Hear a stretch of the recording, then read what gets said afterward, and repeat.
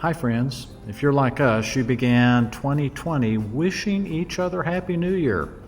But now at the far end of the year, happy is not exactly the first word that comes to mind. It's been a hard year for all of us with COVID struggles and racial strife and political tensions. Even so, because of the one whose birth we celebrate, we're ready to say it's been a good year. Here's a quick account of what's happened with us in 2020. The year began with Dad's health failing. Hospice was a great help, but the last month or so was complicated by the initial COVID visitation restrictions. So we had several weeks of visiting him only through his window. Thankfully, we could actually be with him for his last few days, and on Palm Sunday, he had his own triumphal entry into the Lord's kingdom. Dad trusted Jesus, so he was ready. And actually, he was eager for a reunion with Mom. It was a privilege to be with him through those last weeks, and then a joy to celebrate his life 2 months later when our family was finally able to gather for a memorial service.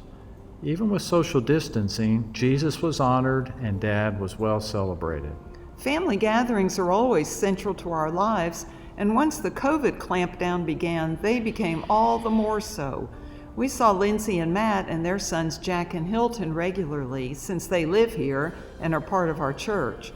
Dorothy and Brandon and their three, Caroline, Keith, and Sarah Beth, were in Quantico until this summer and are now in Chesapeake, Virginia. We pitched in a bit on their move and are happy they're still close by. And Annabeth and Jonathan and their three, Susan, Heidi, and Peter, are in reach too, up in Falls Church. So we had some happy journeys there too. Our only big trip of the year was to Cairo early in March to connect with our sister church. The COVID restrictions were just ramping up that week, and so our anticipated medical clinic got called off. But we too went ahead and made the trip for fellowship and to build on the partnership we've now had for 5 years. And as always, it was a joy to see our friends there and worship together.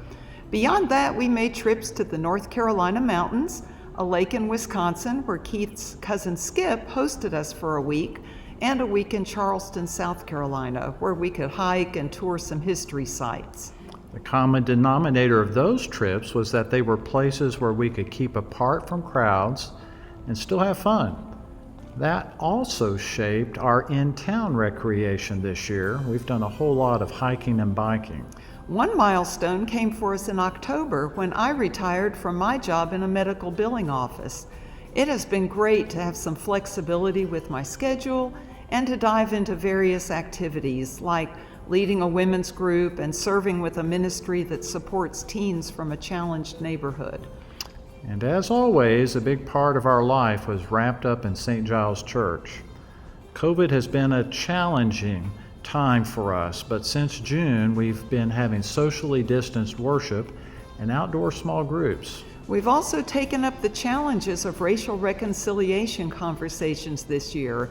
Those are very relevant in a city with our history, our statues, and so on. We've also started into the biggest change for us at St. Giles. My successor, Josh Madrinsky, began here in September to serve as co-pastor with me. He's a joy to work with, and his wife Rebecca and their children are great fun. This plan is leading up to my retirement this coming summer.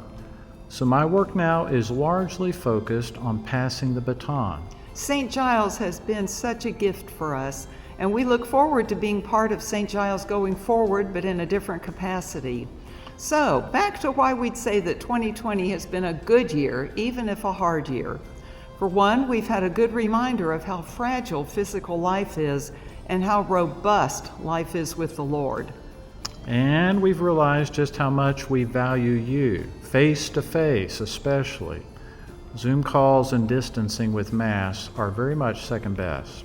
With the racial strife this year, we've grown in our awareness of our need for concrete practices that further racial reconciliation. And with the political strife, we've realized how much we must put Jesus as king above any earthly political loyalty. And we've seen that Paul was right. Faith, hope, and love truly do abide, even in hard times, and the greatest is love. All the more reason to celebrate the birth of the one who was born right into the middle of our mess, to make sure that love does abide. May His love abide with you this Christmas.